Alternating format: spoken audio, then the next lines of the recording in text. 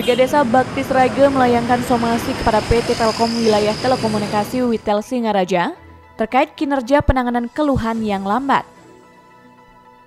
Salah seorang warga desa Bakti Sraga di Kecamatan Buleleng mengeluhkan lambatnya penanganan keluhan yang disampaikan warga. Atas hal itu, salah seorang warga desa adat Bangkang I Gusti Bagus Ngurah Agung Ari Pramana melayangkan somasi kepada PT Telkom Singaraja.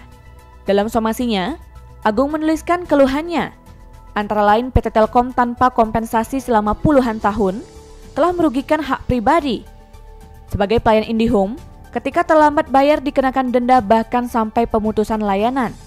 PT Telkom harus mencari solusi sesegera mungkin atau segera memindahkan tiang ke tempat lain dengan catatan sebelum pemindahan harus membayar ganti rugi kerusakan atap toko yang sering diinjak-injak oleh teknisi IndiHome saat giat pemeliharaan sebesar 5 juta rupiah. Bila mana keluhan ini tidak ditindaklanjuti, maka seluruh rekan di desa Bakti Sraga yang tanahnya dipergunakan untuk penempatan tiang oleh PT Telkom akan melakukan protes bersama-sama.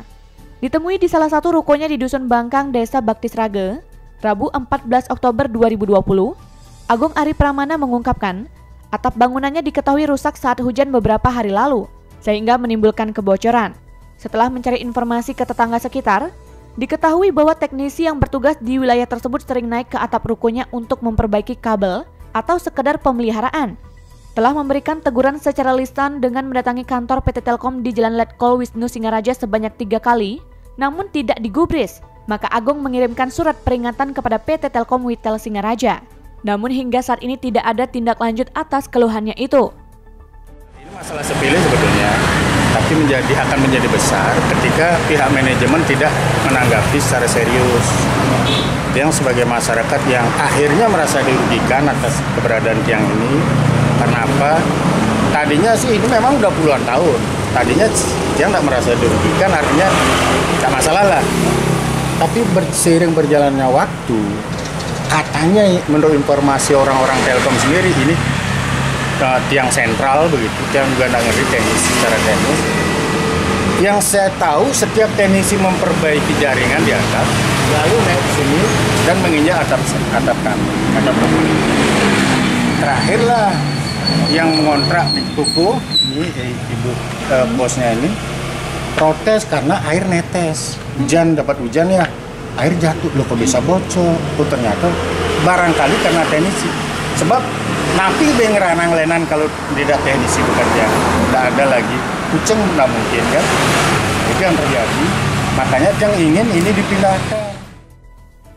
Pensiunan Dinas Pemadam Kebakaran Buleleng itu meminta agar PT Telkom memberikan ganti rugi atas kerusakan yang dialaminya. Padahal selama ini pihaknya telah memperbolehkan tiang telepon milik Telkom ditanam di depan rukonya tanpa kompensasi.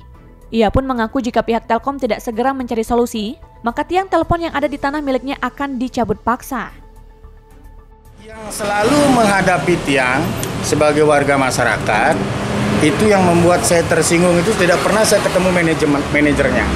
Jadi selalu karyawan dan teknisi. Teknisi juga di lapangan, saya orang teknisi Pak, hanya mengerjakan.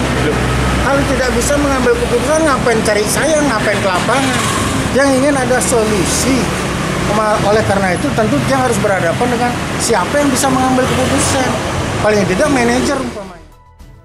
Sementara, saat reporter Guntur Media hendak konfirmasi ke pejabat terkait di Telkom Singaraja, ternyata diarahkan ke ruangan kosong.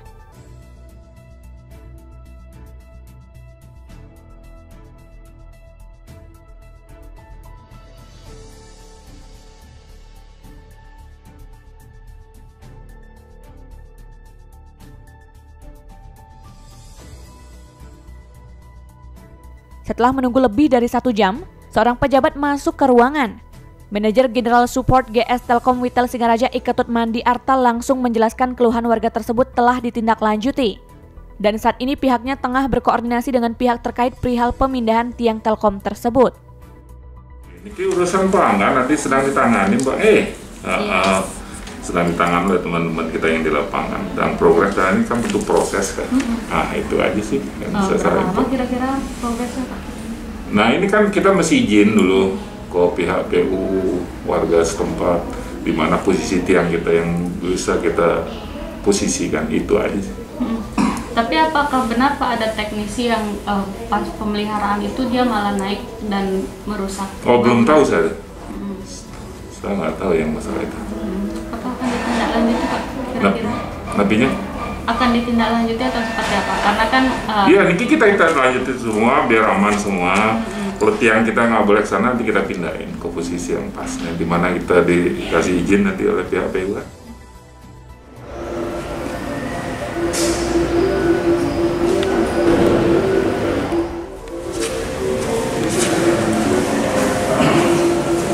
Terima kasih atas jawabannya. Selamat siang.